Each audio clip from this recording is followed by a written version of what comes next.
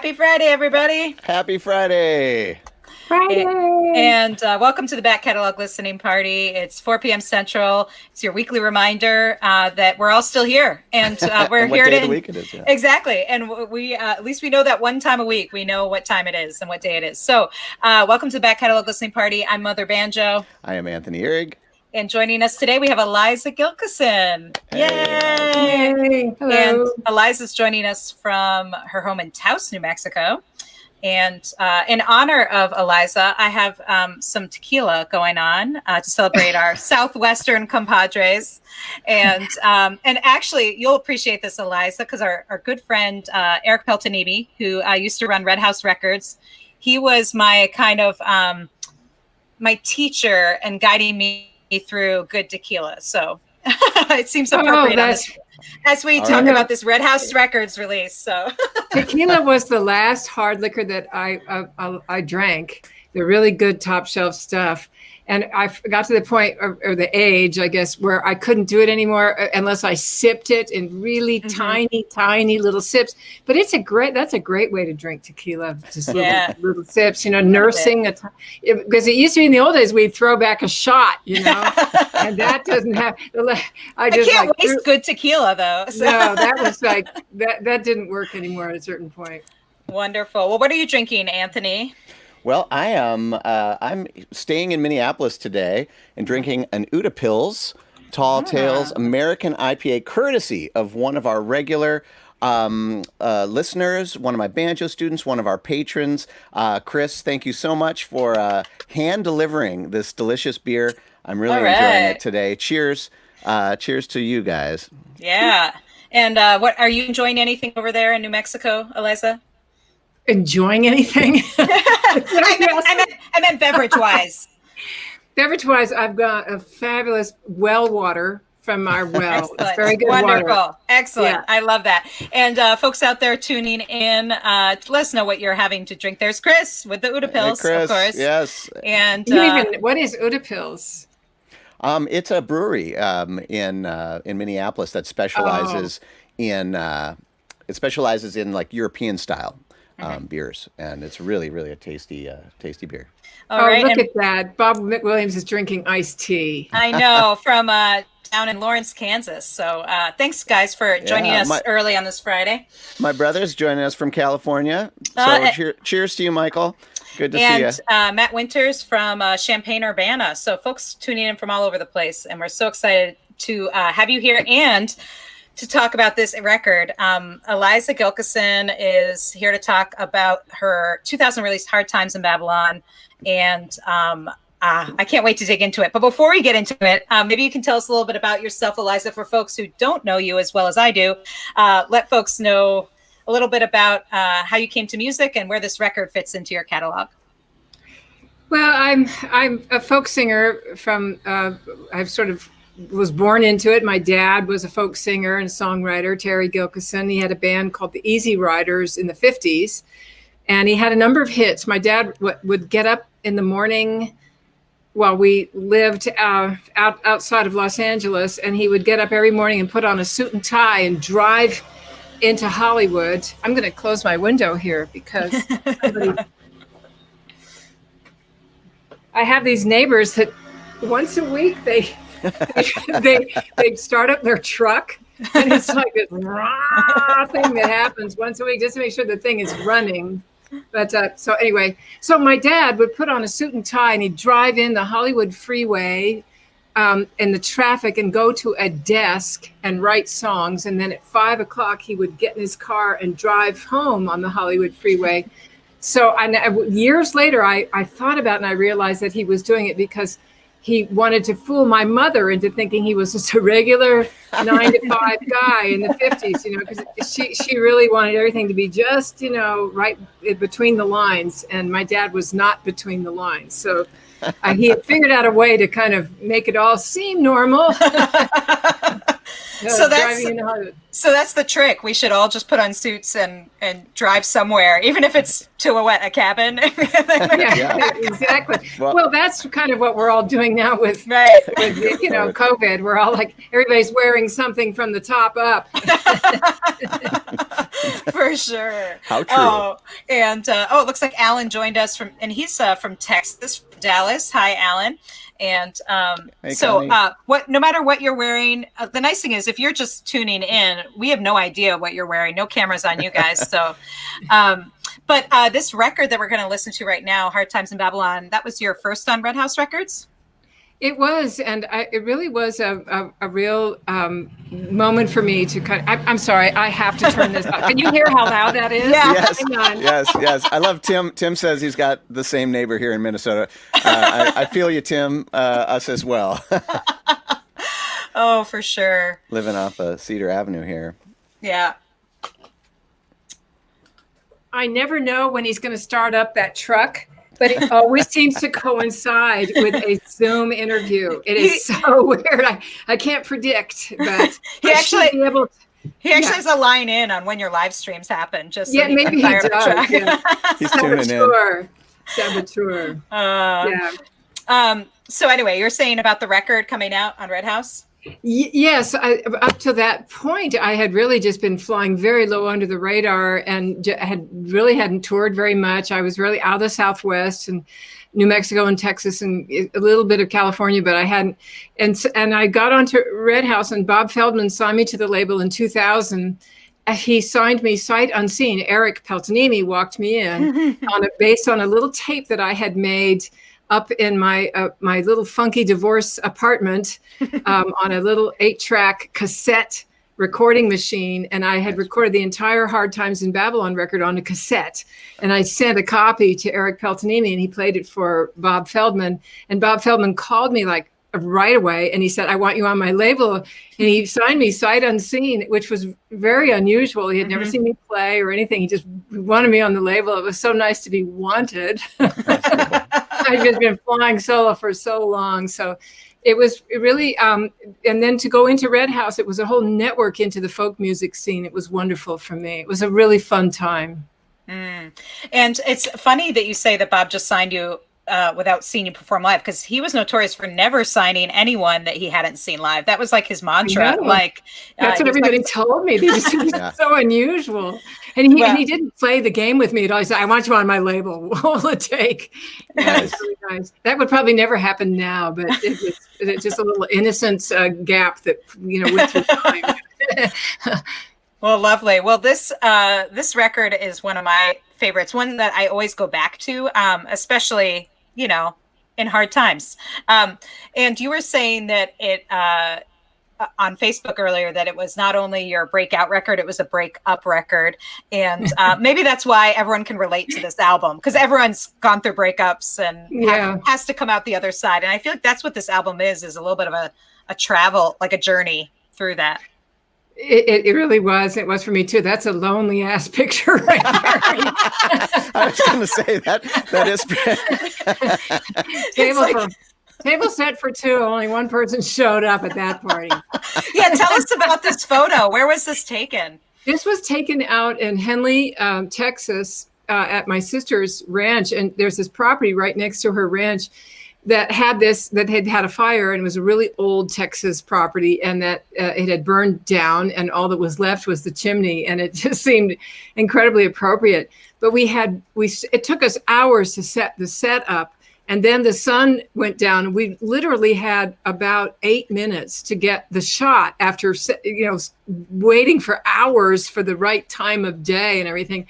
And we got this one here. There's something quite phallic about it, but it was sort of like, hey, you know what? That's the shot. We're not going to, we don't have time to change this. It's just going to be what it is. So I carried my rugs out there, my little table that I've been carrying with me since the 60s. I found it in an old abandoned shack that I actually rented and we worked in for a while. So out in Lamy, New Mexico. So yeah, there's a little history in there. But yeah, it's a lonely picture. And I love that Bob said album subtitle, Lonely Ass Dinner. Yeah, exactly. Yes, exactly. That wasn't just the subtitle, it was the major title. It was the overarching title of the whole theme of the record was really how to process grieving and losing your beloved, and how do you go through that, and come out the other side, and all the various phases. And I remember I was reading that book, When Your Relationship Ends, Rebuilding When Your Relationship Ends, and what a great book that was for a grieving person like me. He was, I thought at the time it was the love of my life, and it was such a awful. I remember at the time thinking, I will never put myself in a position where I will go through this kind of horror again. But the record was the beautiful snake skins that came out of the whole thing. Wonderful. Well, let's dig into the record. And the first track we have that you picked is the title track. So let's just dive right in. All right, here's Hard Times in Babylon by Eliza Gilkyson on the Back Catalog Listening Party.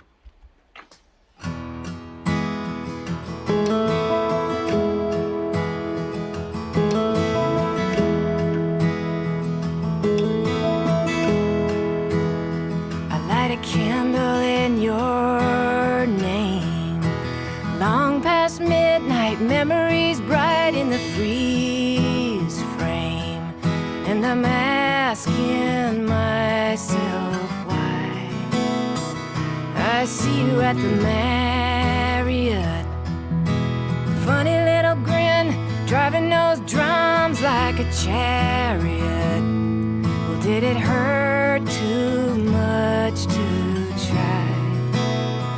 Woody, you were my hero, a shoulder to cry on when I bottomed out at 0.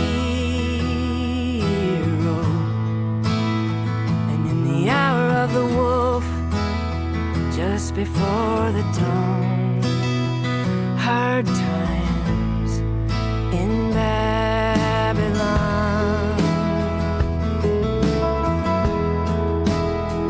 Okay, so you had to go take a walk on the wild side, down through the valley of the shadow, but it just don't seem like you.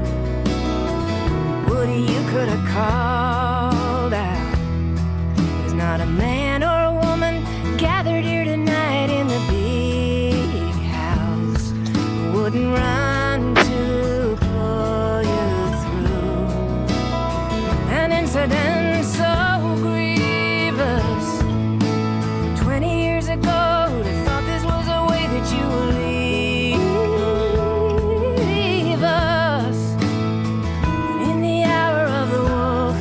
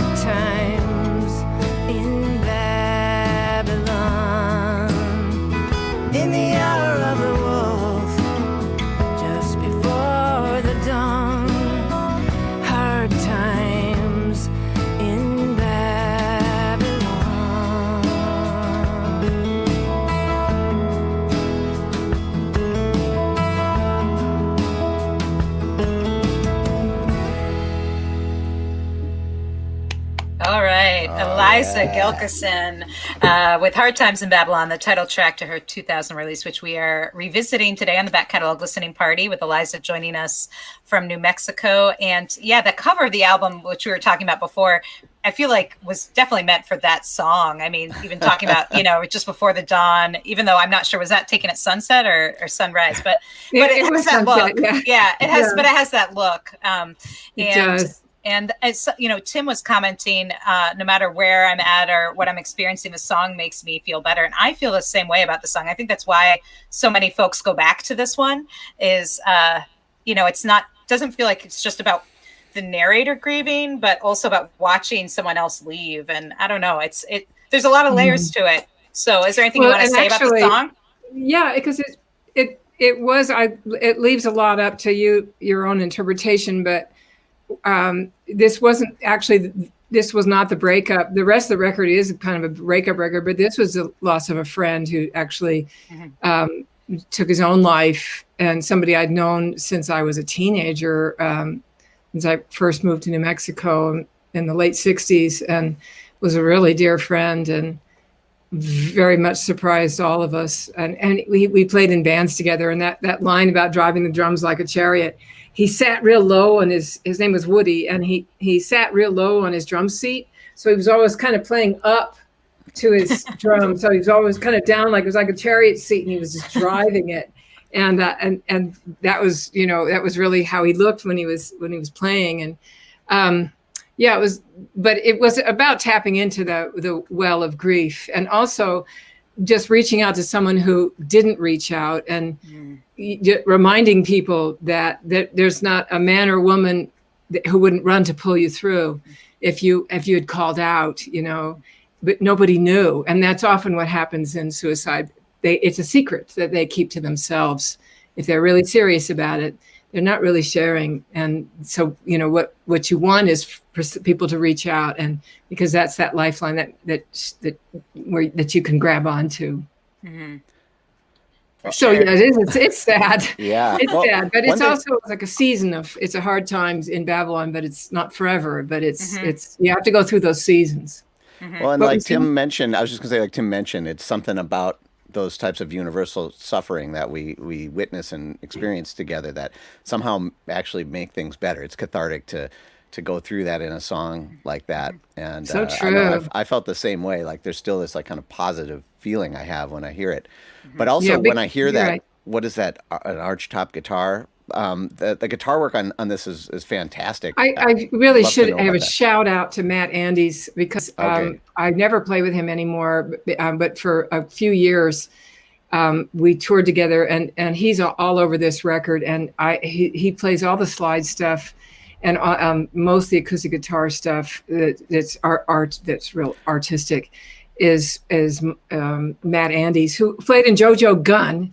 I mean, he's like an old rocker dude that, I mean, he can, he is one of the most stunning guitar players I've ever met. He's one of those guys, you have to get him on the first or second take. After that, it's all diminishing returns. Yeah. So you get everything running, has to go immediately. And this record was cut live, which I stopped doing a few records after this. I started going basic tracks, cut to click and building. Mm-hmm. But this record was all cut live, and it really showed it. Just Matt just leaping and landing all over this record is some of my favorite guitar stuff. It really stood out to me. How nice you noticed. It adds such a wonderful texture. No, it's nice to hear that. And who else is playing on this record in these sessions? Raphael Gaol is the drummer who plays with a lot of like subdudes, and played with a bunch of different bands around Austin. Great drummer. I don't know where Raphael is anymore. That's on the bass is Mark Andes. I think that Mark Andes on bass, or Glenn Fukunaga. Yeah, no, Mark Andes was the breakup person, so he definitely wasn't on that record. in a way, maybe. Yeah, in a way. The ghost was on there. I knew one day I'd be laughing about that, but it only took about 20 years, no problem. But Matt was his brother, and Mike Hardwick, who I ended it. This was the first record Mike and I played on, and then we went on. He's played on every record since. Mike Hardwick is a master, and he's all over this record too. And he'll be on some of these tracks that we're playing as well. And then, Glenn, Matt, and Mike and Raphael were the real foundation of the thing. Wonderful. And I'm assuming that these original tapes that you were referencing earlier, the one that got you signed to Red House of these songs, I'm assuming that was just you and a guitar, right? So they didn't know how these songs were going to be fleshed out at all. So no, but they actually, it was amazing how similar. Bob wanted to release the cassette tape. Oh, wow. I was like, Bob, I can't. That's like Bob. That's seriously lo-fi. Oh, you could do that now. I bet you get a good Kickstarter going on that one. I know. Actually, it probably would have been cooler, in a lot of ways too. But they were amazingly similar. They were very close because I had overdubbed. I had 8 tracks, man. I was going to overdub. So I like things like Engineer Bill, which is really I forgot to put that on the list, but we may do that one instead of Flatline because it's so awesome. Mm-hmm. And it has some killer guitar stuff on it. But anyway, we can decide that later. But yeah, so I played a lot of stuff. I even played my Mattel. I had a toy guitar, a Mattel toy guitar that you can it has like 5 preset riffs, and I figured out a way to tune the track and do a complete guitar solo on that Mattel toy guitar. And That's so cool. I was in my breakup apartment building, and I was just so miserable, and I was smoking cigarettes, and I was just a mess. And my daughter was in the apartment right below mine.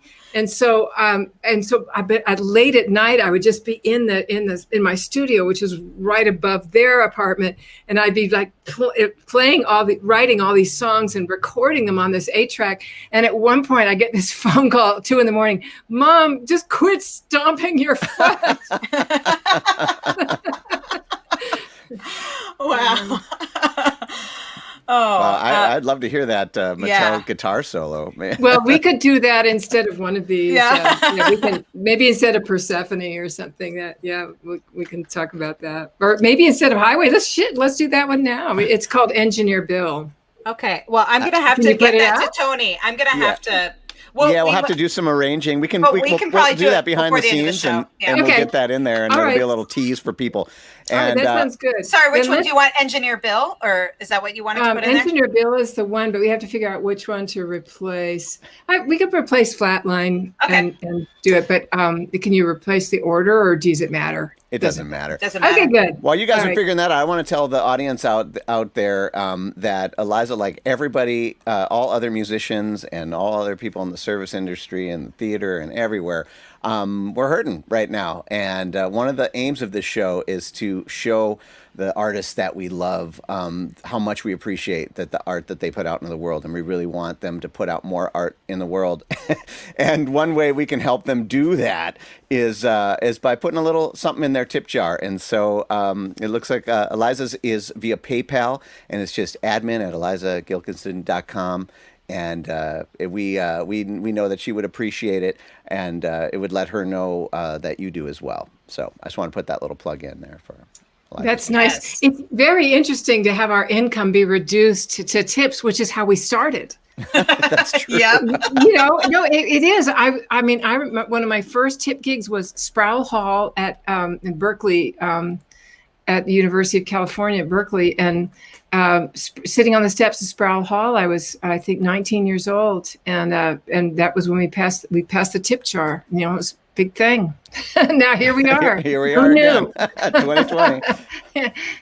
Some things don't change, but one thing. Speaking of going back to old times, like tip gigs and all this stuff, it also feels like it's a time for listening to records, which is kind of why we started the back catalog listening party. Cool. I don't know. Have you found that you are listening to music more or less during this time of quarantine where you're not on the road? I'm actually I'm enjoying the live stream stuff. I've been checking in with my friends on live stream. I'm kind of interested in what my friends are doing, because what's happening with me is a real need for and gratitude for community. I'm so grateful. I have this group of women friends called We Wim. It's Women Elevating Women in Music. That a bunch of female musicians that I started because I wanted to create this camaraderie between the women, and especially because we were so trained to be competitive, and instead it was sort of like, let's hang out and see what happens. And it's turned into the most loving, incredible thing. And we can't hang out right now. And I'm just about to, I think we're going to do a Zoom meeting soon, but things like that, I'm more, what I'm finding myself attracted to is not as much music as much as my music community.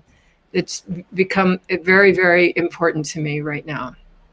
I do a lot of FaceTime with musician friends and just checking in. I want to see their faces, and I want to make that connection. And that's been really important to me. Yeah, we understand. That is exactly why we are doing this. This means so much to us that you would join us today and share your music and all this wonderful art with us. Because again, this is it. This is all we got. And actually, in that lies a lot of hope. Agreed. Yeah, I agree. I've been making a list of positive trends during COVID, because we all know about all the negatives. But I've been trying to focus on some new habits and things that I think are good. And like one of the things Tony and I have talked about in our neighborhoods in South Minneapolis is that more folks are putting their like lawn chairs in their front yards as opposed to their backyards. And so different trends like that. And one is like actually calling people I love on the phone, which has been a nice, like, oh yeah, I used to do this all the time. Yeah, exactly. Yeah. So I love FaceTime. FaceTime is my jam, and I just love it. I get a lot of satisfaction from seeing my kids, my daughter, my son, and my grandkids, seeing their faces. It's better than a phone call. Yeah. Yeah. I agree. Yeah, but no, the community thing is really big, and family is huge. Yeah. Well, we got a question from Matt and Champaign Urbana. He said, from the pen of Pat Donahue to the tune of Swing on a Star. So would you like to play the guitar and carry tips home in a jar from a coffee house or a bar, or would you rather get a job? And I don't know if COVID has changed the answer to that question at all, but would you rather get a job? Too late for this granny to ever get a job. That's not going to happen. I will go quietly into the good night before I get a job. Well, I'm not good at anything. Well, you're good at writing songs. And so we're going to dig into a few more so we can try and get through as many as we can. Since we were having trouble deciding which tunes, we don't want to have to, decide which child to get rid of, so to speak. So the next song we have picked out is Highway. Is there anything you want to say, or you just want to dive in? No, I'll quickly say about Highway that this song came about because when I was in the breakup stage with my boyfriend, we were playing together but I could tell it was coming to the end, and it was awful. The tail end of a relationship before you actually fall apart and split is an awful time, because it's happening, and you're still trying to hold on, and your heart is breaking. And so we were coming home from from Santa Fe, and a lot of times when you finish a gig and you're within 12 hours of home, you'll drive on after a show, and we did. We were heading back to Austin. We drove down through Roswell, and when we left Santa Fe, it was snowing. It was very cold and icy, but as we came down off the mountain and down into Roswell, by dawn, it was had turned to rain. So we kept on pressing on at Roswell. We turned left and headed out towards Brownfield, and when we got 10 minutes out of Brownfield, we hit the Pecos River, and we couldn't tell. It was completely covered with black ice, and we were going about 70 miles an hour in the truck. And so we hit the black ice on the bridge, and the truck just immediately shot towards the guardrail, and we slammed into the guardrail, and he kept the tires straight, and then it hit us back onto the bridge again, and we were going sideways down the black ice, and you could see the pavement coming. Well, I had my dog in my arms, and we were having a conversation. We were going, oh no. And I kept saying, we're going to be all right. We're going to be all right. And we hit the pavement, which was dry.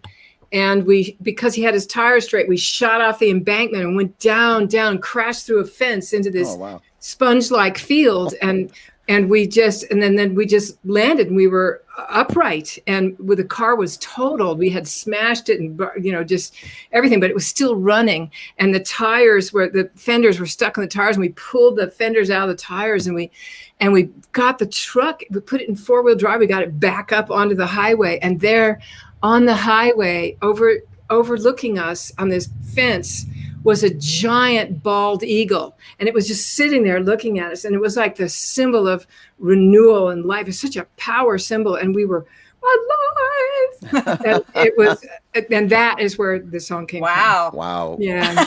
I've listened to it a few times before we met here, and it's got a whole new meaning now. I can't wait you can't know those things. And by the way, I love that your neighbor was starting up the truck again right when you were telling this story. It was perfect. It was really great. Anyway, so let's dig into this song right now. All right, this is Highway on the Back Catalog Listening Party.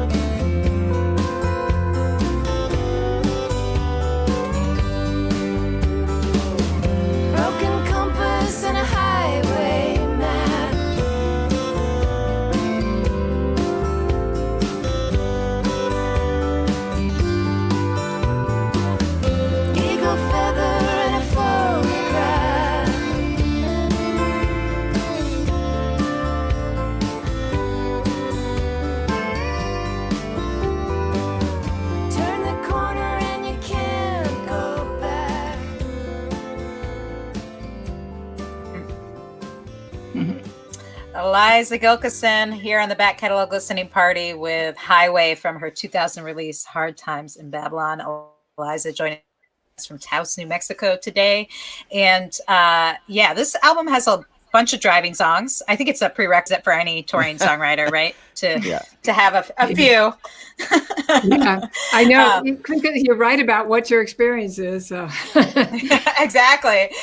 Well, I have to say, listening to that song after your story about that, your truck going off the road and the eagle and everything, it's pretty amazing, because I always just was like, oh yeah, it's the end of a relationship song. And then hearing that is just totally changes kind of the immediacy and the danger and the like, oh, we really almost lost everything kind of feeling to it. So yeah, it's really it was exactly like that. We really almost lost everything. We felt like our lives had been given back, but it still was this overarching tragedy of losing each other and then this thing. But I remember feeling blessed, that in the middle of all that we had survived that. We should have gone over into the river, it was, and the whole thing was amazing. We were blessed, and then that eagle was such a portent of, okay, it's, and I looked up the symbol of what the eagle is in the medicine cards, and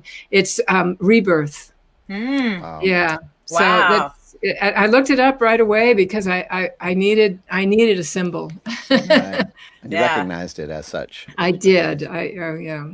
Wonderful. Yeah. Well, let's go into this next song, Persephone. Obviously, a Greek figure. Is that tell us a little bit about the background of this song and how this came to be?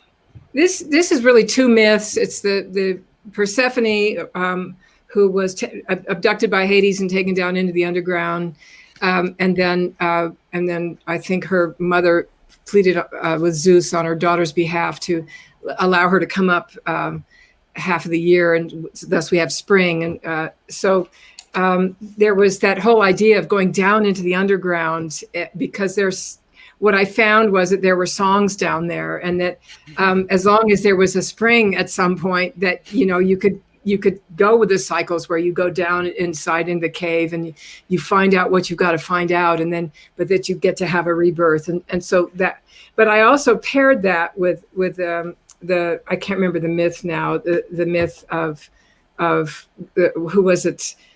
She wanted to become a goddess, and she was with a god, and she had to do 3 tasks. She had to go get the wool from the sheep, and she had to go get water of life, the elixir of life, at the raging waters, and she had to sort through this massive pile of seeds, and it was just all these impossible tasks, but she set out to do them so that she could become a goddess, so she could marry her god, and which is just about coming into balance with oneself. And so I put those two myths together. So she had these tasks that she had to do to become one with herself and to step into her power, and that she also had to go down into the underground to do it. Brent said it was Psyche. I don't know. Psyche, thank you. Yes. Come through for us. Thank you. Thank you. This is what community is all about, because we can't individually remember all these things. Yes. It's the collective memory. Yeah. So wonderful. Well, it's funny that you were talking about going to the underground, and that as long as you sort of come back with some fruit or something afterwards, it's worth it. Because I was going to say Minnesotans just call that winter, but because I feel like I do all my songwriting in the wintertime for that same reason. It's like you literally don't go outside. You're in the basement with your whiskey or whatever, and just you delve in, and then you're like, okay, eventually the spring will come. Exactly. But you have to make that commitment. You have to make that leap to get to the other side. You can't just sit there and whine. You have to approach it, as a journey, and make a commitment to getting to the other side. It's all part of it. Excellent. Well, I think this is something we all need to hear right now. So let's dig in. This is Persephone here on Back Catalog Listening Party.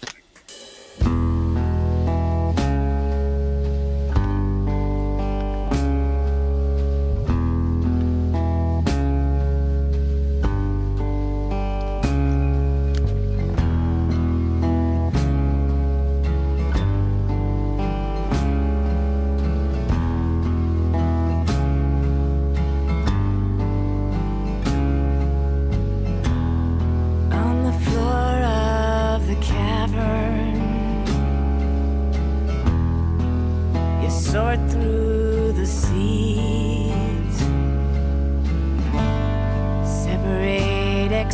meditation from the things you need.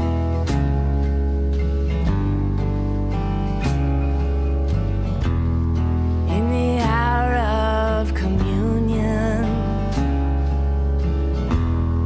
while other fools sleep, gather strands of experience from the wildebeest.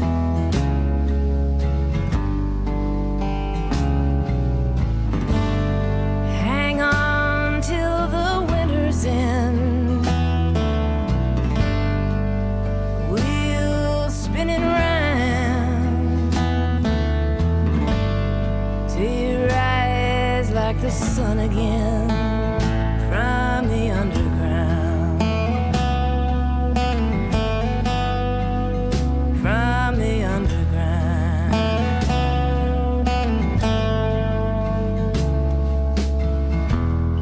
Little bird at the cascade,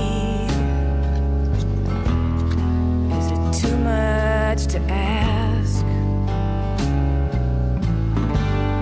Bring me tears of love's elixir in your tiny flask.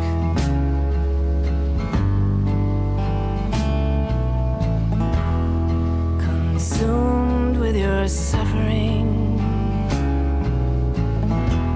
so daunting the task. How long will your love be gone and this season last?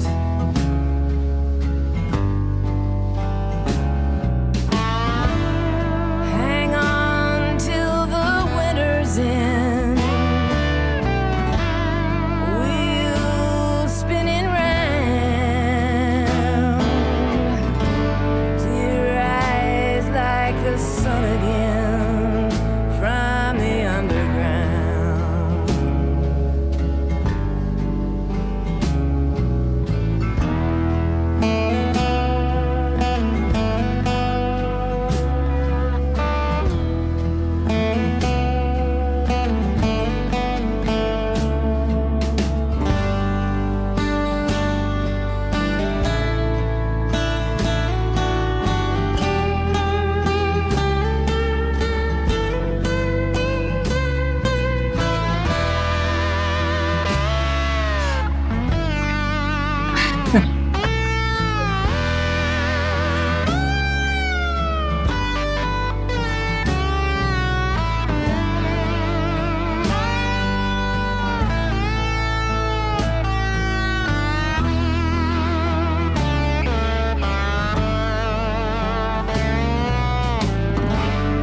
Hang on till the winter's end.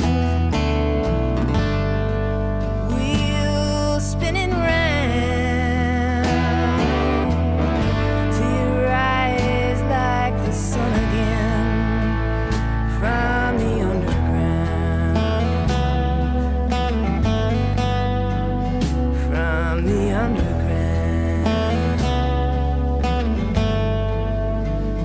From the underground.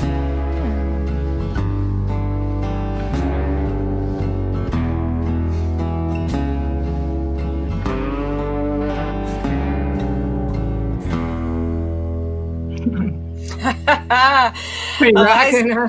Oh, it was awesome. Eliza Gilkyson with Persephone from her 2000 release Hard Times in Babylon. And I echo Connie's sentiments. Wow. I think that guitar work, man, going to the underground is a gnarly place. If that guitar work is any That tone. sign. Oh, That so good. tone. I know Matt Andes had no problem going into the underground. Ah, that was Oh, Yeah. it was really good. And, you know, it's cool to hear this song because it's been a long time probably since I've really listened to this record from start to finish, which is why I Same like here. doing this show.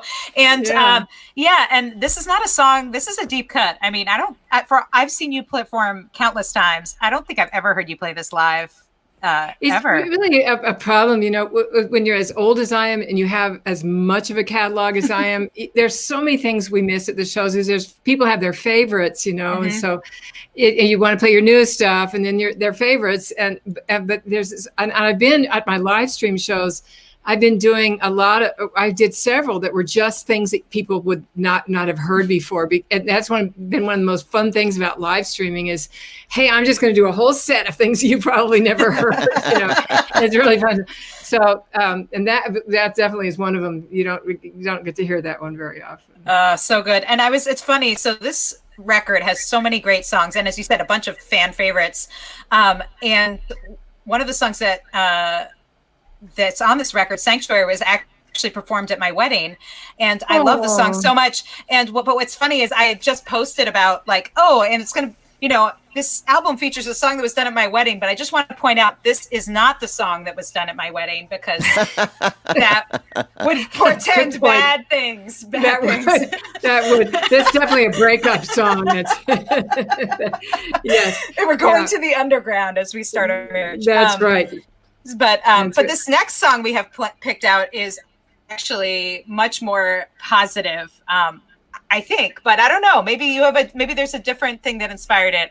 "Baby's Waking" is the next track we were going to listen to from this album. Well, I think this was at the stage of grief where I was beginning to realize all the psychological ramifications of how I had gotten into a relationship that was so destructive, and so there was things I was starting to realize, that it was good for me to get out, and also to wish the best for somebody else, and to still acknowledge that I love them, but I was actually glad to have it in the rearview mirror. That's a wonderful place to finally get to in a bad breakup. So this was getting there, realizing, wow, I really hope that you get that wake up call that I'm getting right now, because So "Baby's Waking" is the former as the ex. Is the ex, yeah, and then I hope that will happen for you, But meanwhile, I'm glad I'm going on. Yeah, I've had my wake up call. Wonderful. All right, well, let's give it a listen. This is Eliza Gilkyson, "Baby's Waking" on the Back Catalog Listening Party.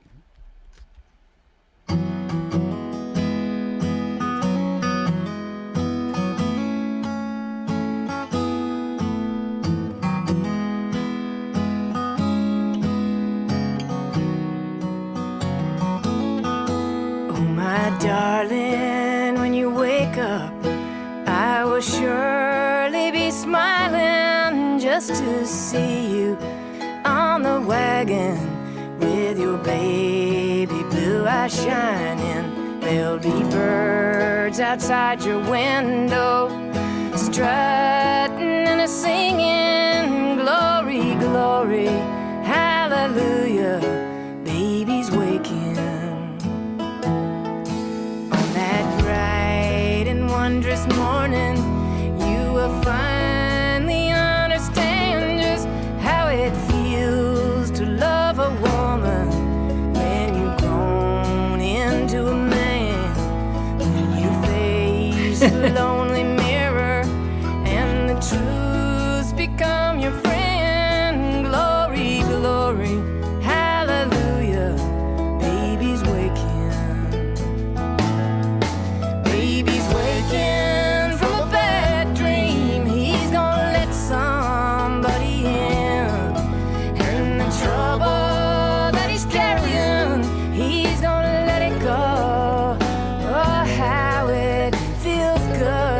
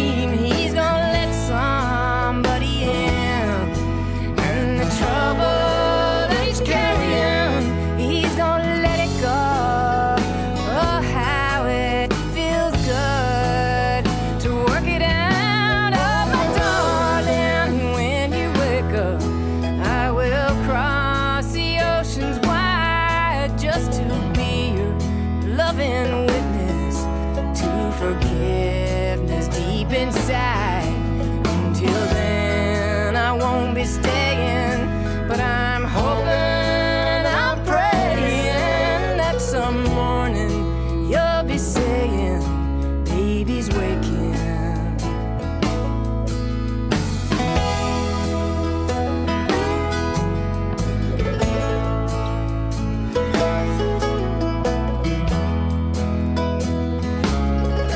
Baby's waking.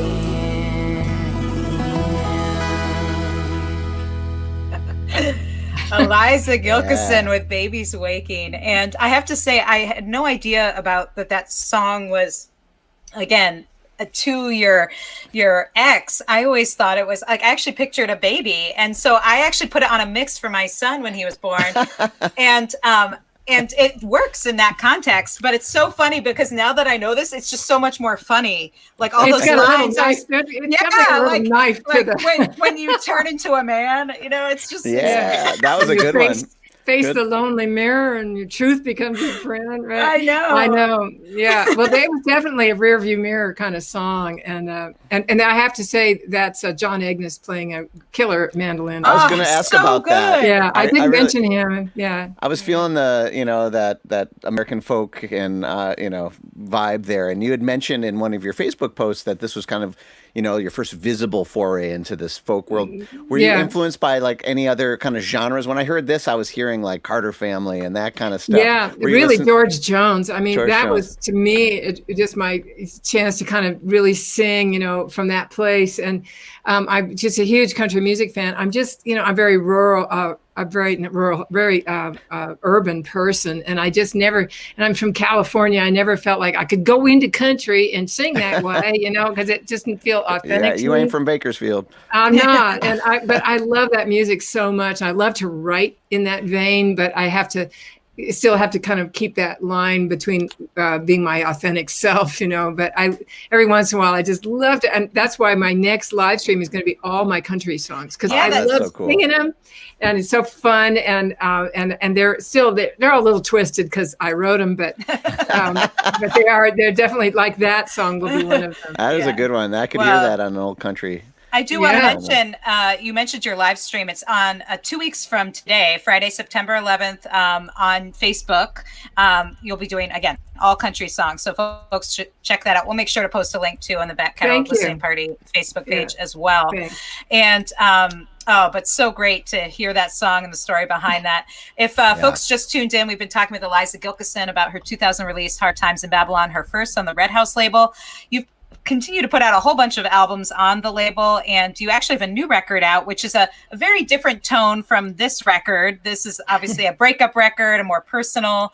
The 2020 album you just put out has kind of a political edge, and in fact we actually played one of those songs on our little community party that we had after the George Floyd killing here in Minneapolis, and we just had a community hang, and Peace in Our Hearts was one of the songs we played from it. Thank you. And it's a great record. So folks want to hear another side of Eliza. I think actually if people are newer Eliza fans, they might know more of your political music and less of this stuff, which is fun to revisit. Yeah. It is fun, and that was one of the reasons I think I decided not to go political with when I had this opportunity to talk with you guys and go deep into it. Have fun to go back and see this other side that they don't really know. A lot of people don't know about. So yeah, this was a breakup record, very much so. But the new one is really about unifying with a real call to unity. Yeah, for sure. And it is funny what weird times we're living in, where a breakup record feels like, oh, that's such a welcome break from everything else. I know, heartbreak. It's a distraction. I just want some old-fashioned heartbreak. That would be great. Trivial little breakup. Yeah, cars flying off the ditch. And yeah, no big deal. Oh, cheers to that. All within the bounds of a normal life. But if folks have been liking the songs we've been listening to today and want to hear more, because again, it's chock full of like fan favorites as well as some really rich deep cuts, and the production value is so high. If you're listening on Facebook or YouTube, you're getting a sense for these songs, but the production is so beautiful. So if you are interested in getting a record, highly recommended. It's worth dusting off that CD player, going for a drive or whatever, and buying the CD version, because it's definitely high high quality recording. So, and let's try and squeeze in that one more song. We have Engineer Bill, if you want to play that. Short one, and that's the one where I played the Mattel guitar. Yeah, I'm so excited about this. My first and only electric guitar solo. Well, a toy guitar solo. Explain again how exactly you put it together. Well, the guitar, the little Mattel guitar has 5 presets, and they're riffs. They're just riffs, and so I figured out how to hit the riff, and the riff plays for 2 measures. So you have to be able to figure out when the measure is and when to change the riff, and you can't break it. So you have to. I had to put together about 10 or 12 little moves to get it to all the way through the solo. And then I'm also playing a kazoo counterpart over that. And this is this very song that my daughter called up and said, "Stop tapping your foot." So, yeah. Oh man, awesome. I just can't wait to hear it, as I'm sure everybody else as well. This is Eliza Gilkyson. Oh, one last thing. Yes. One last thing. Engineer Bill was a cartoon host when I was growing up, and he was sort of like, an archetype. And so this prayer went out to Engineer Bill. All right, Engineer Bill on the Back Catalog Listening Party.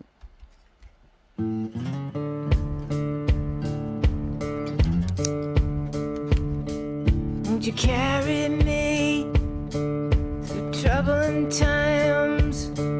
Won't you fill my sail? Won't you blow my mind? Put me on the path, pull my railroad car. Won't you make me laugh about the way things are? Won't you carry me through my soul's dark night? Won't you shine my way with your big headlight? Won't you lift me up when I shiver and shake? Won't you change my luck? Won't you give me a break? Give me all your love. Give me all your love. Give me all your love. Won't you carry me? Try to save me, be my sugar daddy, be my honey baby. Won't you be my lover, be my loyal fan, be my heavenly mother, be my holy man? Won't you pick me up in your one-eyed Ford? Won't you drive me home like a good little Lord? Won't you sing me to sleep? Won't you star in my dreams? Won't you dig me deep? Won't you do these things? Give me all your love. Give me all your love. Give me all your love.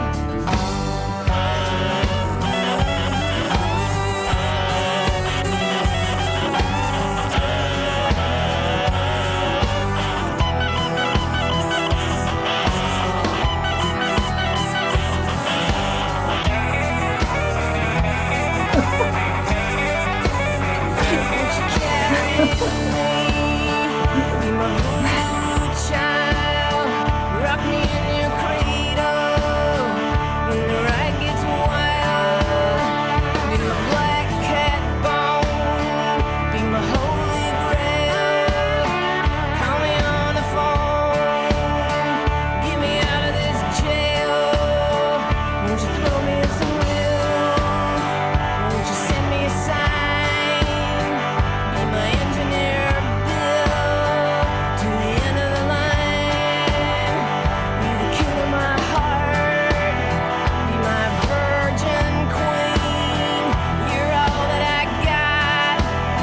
Would you do these things? Give me all your love. Give me all your love. Give me all your love.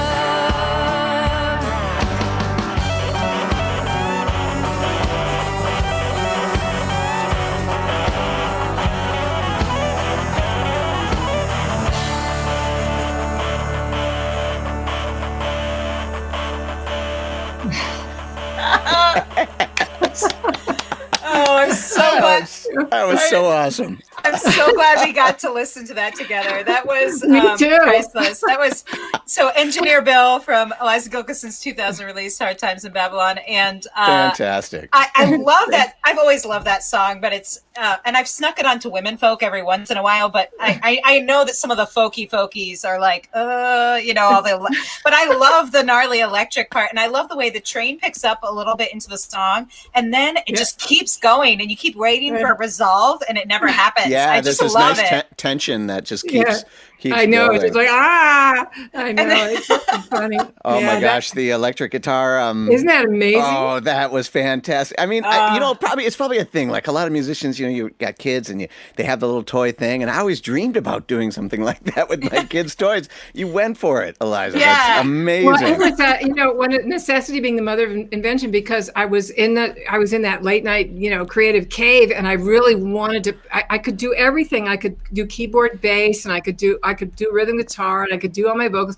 But I just and any kind of keyboard stuff, but I could not play electric guitar. And so I just like, I've got these little guitars here. I'm just going to try. And it was like, oh my God, it works. It worked. It fit in just perfectly, and it added this other kind of sound too. I mean, there's something like, oh, that's great that she used that lo-fi tone. I can just see a bunch of guitar nerds trying to like figure that out in their own amps and stuff. Yeah. We did it live for a while. When I went on the road with Jeff Plankenhorn, and he kept it in his back pocket. And on the solo came, and it was just, we were a duo, and the solo came, I played the rhythm, and he pulled it out, and he could play it. He could play it live. I mean, I never could have done that live. Amazing. Yeah. So great. Yeah. Awesome. So good. Thanks, Mattel. Yeah. Well, again, thank you all so much for joining us today on Back Catalog Listening Party. This has been such a blast to see you, sure, Eliza. yeah. I think the last time I saw you was from afar at the Fitzgerald Theater when you were playing with Richard Thompson, which was awesome, but that feels like a long time ago. So it's great to see you. Another lifetime ago now. I know, right? This was so much fun for me, you guys. What a blast. What a great idea to do. And you're both wonderful. So thank you so much. Thank you. Taking the time and spending it with us. This is highlight of my week. Oh yeah, I totally get it. I can't wait to hear more of these. Awesome. Well, and a couple people chimed in. Did you see that too, Ellen? A couple people chimed in. They missed a lot of the show, and we do have the replays up on Facebook. Although Facebook tends to mute the pre-recorded audio, so we recently started a YouTube channel.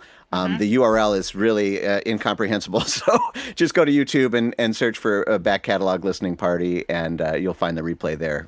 For sure. And also, we want to, again, recommend that if you like the show, throw something in Eliza's tip jar. Check out all her recordings are fabulous, including the one we enjoyed today.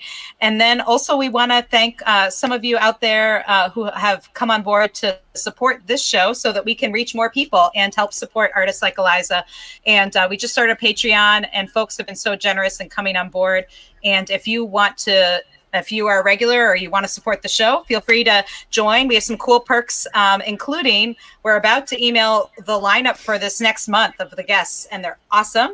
Yes. And we'll have some after parties as well, chatting with some of the guests on Zoom. So some private events that you can participate in, all virtual and all fun. So if you're interested in supporting the show, again, we make no money off of this. This is just to support the platforms and to support the artists that we host. Yes. So, and if you want, like Chris, to just bring Ellen and I beer, that would also work. You can also fuel the show in other ways, or tequila in other ways. So thank you to Penny Ann, Linda Bevan, Connie, Vaughn, Ellen, and Chris. Yeah, thanks so much. And Eliza, most of all, thanks to you for joining us. Thank you so much. So much fun. My pleasure. Thank you both. And thanks for all the nice comments that people made. And nice to see some friends that showed up there. So it was great. Thank you. Yeah, thanks. It's been wonderful.